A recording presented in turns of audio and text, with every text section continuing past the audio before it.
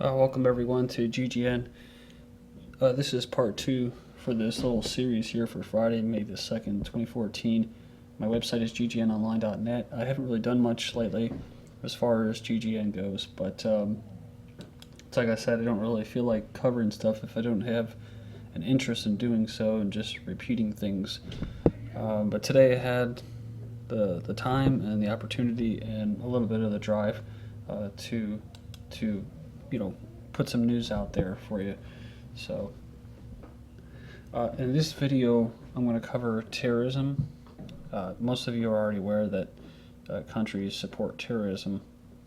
Usually they think, we're told that it's just grassroots terrorists spring out from the desert or wherever, from the mountains, and they're never funded by big governments or corporations or anything, but they are. So, and like in the last video I said, there's legitimate, quote, terrorists, people that are freedom fighters, and then there's those that are hired thugs. Right now you're seeing it in Ukraine. There's hired thugs, and they're giving people that are pro-Ukrainian a bad name. There's, like I said, they're probably being steered by either CIA, SAS, or MI6, all kinds of Blackwater, all kinds of ugly stuff that have corporate interests to making sure that that pro-Western regime is maintained in Ukraine. So, but in the end, the Ukrainian people will lose. We just covered in the last video, they're going to end up losing. And they're going to be indebted to the IMF to pay off Gazprom. So in Syria, in other places, whether it's Libya, you have these outsiders. Gaddafi even said, we had these Al-Qaeda, these aren't my people, these are Al-Qaeda, and they came from outside. That's what we're talking about. And now Libya, they're done. They're done for, right? They can't even really trade oil anymore. In Syria, they're kind of they're holding their own right now. But it's pretty bad.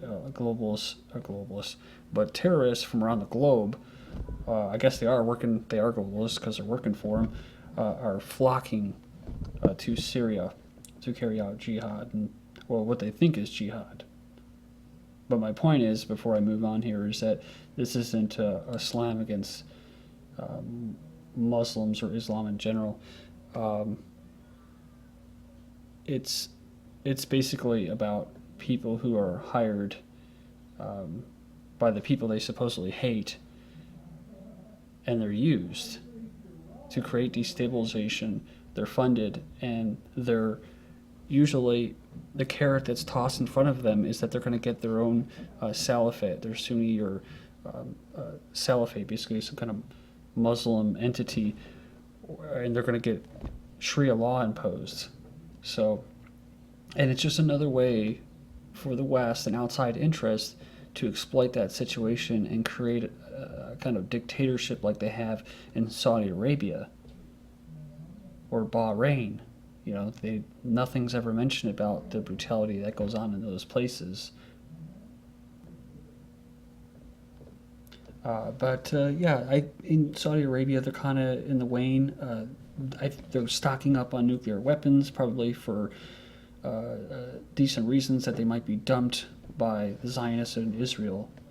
And that's what in Iran they actually say, that in Syria we shouldn't be fighting each other, Muslims shouldn't be fighting each other, we should be working against these outsiders, these globalists that want to pit us against each other and blow each other up like they are in Iraq and other places.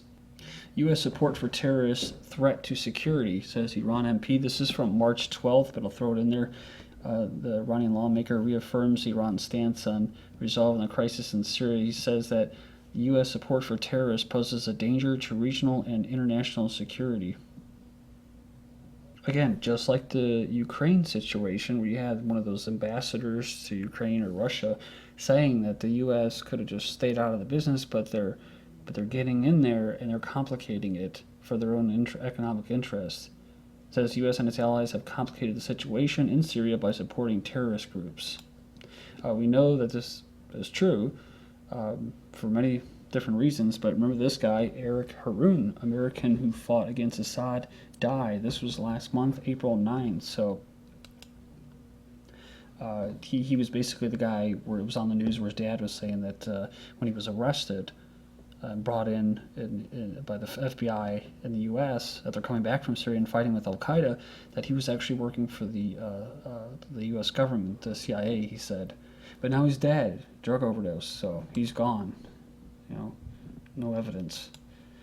And of course, we know that the West was actually providing training, full mock gear to the terrorists in Syria, so they can carry out a chemical attack, and that allowed them to go in and bring in UN and disarm Syria, which I think has a much more sophisticated weapon now.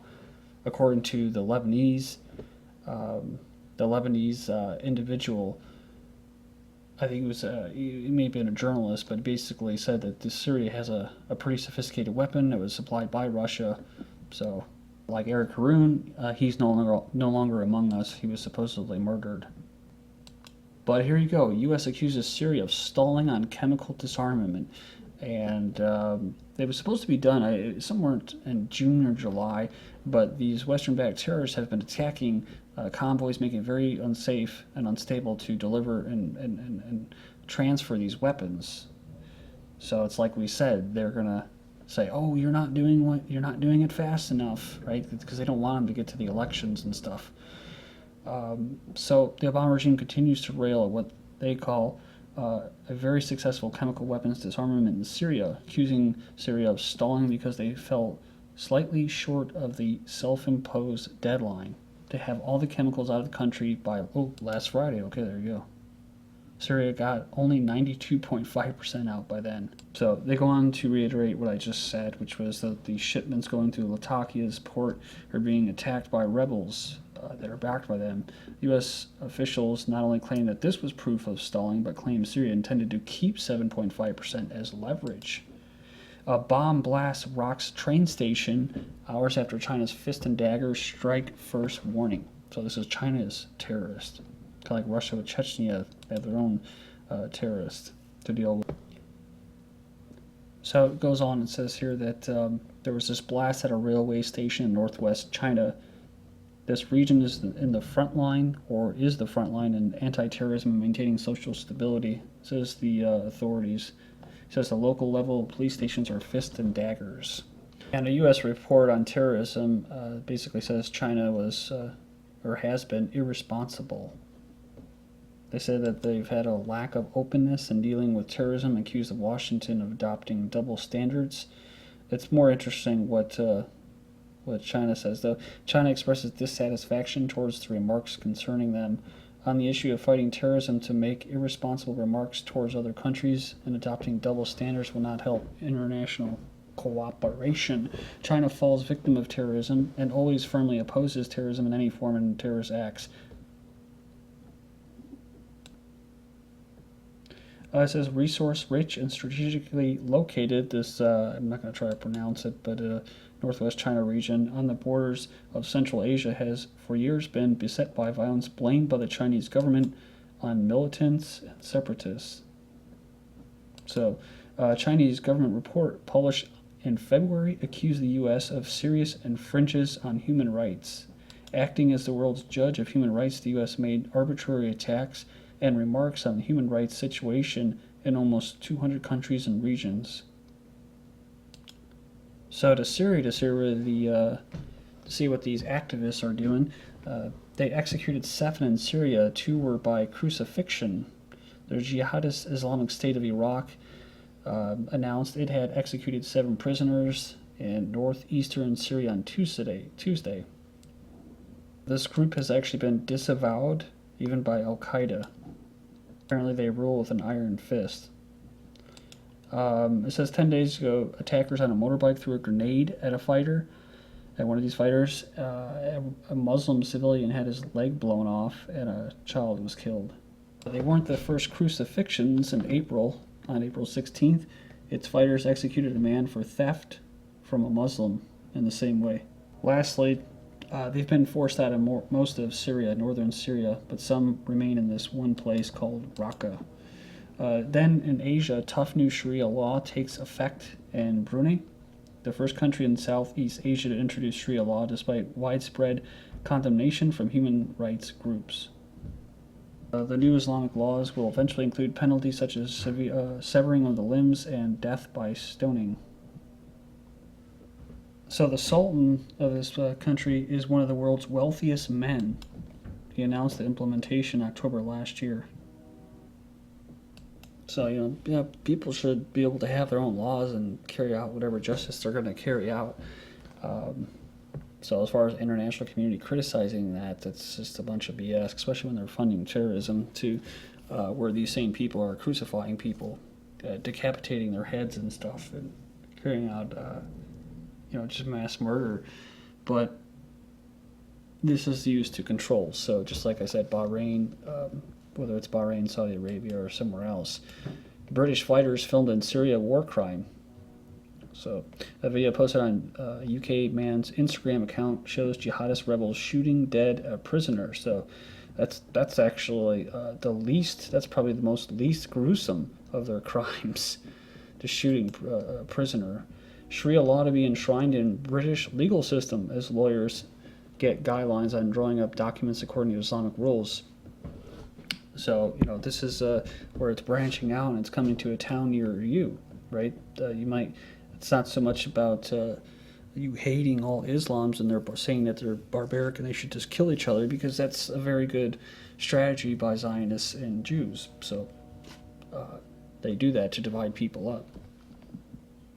But these are the same people, like Barbara Specter, that says Europe's not going to be the monolithic place that we once thought it was. They have to be open to immigration. These are the same people that push immigration into Europe and into North America, where they have these extremely different cultures inside these, American towns or European cities or towns, like in France and stuff, where indigenous French are they're scared to even walk out of their apartment complexes. They're going to be killed or beaten up, stabbed. It's not so much that you hate these people, or you're some kind of bigot. It's just that it's too much, too soon, in people's homes to bring that into their country. So here's a picture of the Sharia Council of Britain presiding over marital cases. They say that male heirs in most cases receive double the amount inherited by females.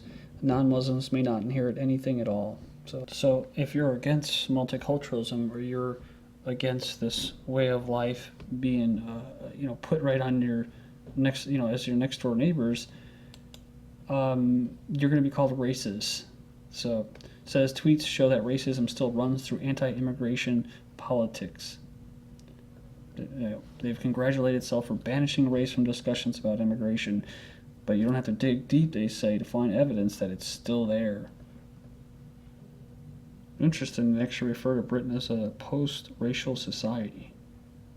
And I'm sure Clive Bundy probably is aware of this term racist, a word invented by USSR's Leon Trotsky, the most effective fear word in the leftist and neoconservative arsenal, used in the political arena to slander traditionalists and shut down any debate. A new Swedish law criminalizes anti-immigration internet speech, so you can talk about LGBT and gay rights, but dare express those views on the internet about immigration, you can now be more easily prosecuted under new law. I covered this before about in Sweden, anti-immigration internet commenters, I believe they were politicians, were actually tracked down and persecuted. I hate to use these terms because they're not really what they are, leftists or communists, but that's what they were. An Irish citizen was arrested as a terrorist for using the Irish language in Ireland from April 5th. The guy was stopped for police when they asked for his ID. He gave his details in Irish. So, and then it says here he was arrested under terrorism laws, and it's not the first time it's happened. This says there's no protection for Irish speakers. It says Irish is the only language banned in courts there. They say it started centuries ago with the Anglo-Norman invasion, but it's another indicator that regional culture has no place in the globalist world, and certainly not within the EU. Lastly, in Florida, Democrats just voted to impose Sharia law on women. They didn't get enough votes, but it just goes to show you that these people and their concerns about minority rights and human rights really goes way too far, when it destroys your own country. Thank you.